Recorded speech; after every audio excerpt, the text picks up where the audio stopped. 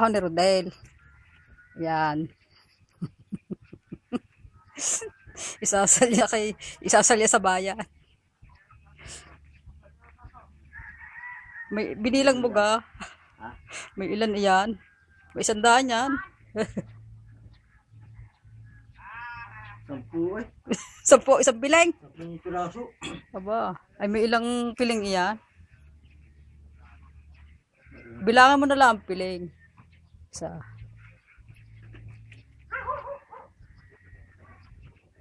Ito. Yeah. Yan ang trabaho ni Rodel. Magsasaging. Ari naman si Router. Ari trabaho ni Router. Yeah, wala naman dyan. Si Huntamar.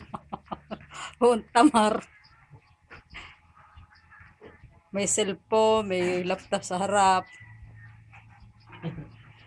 Yung talagang buhay.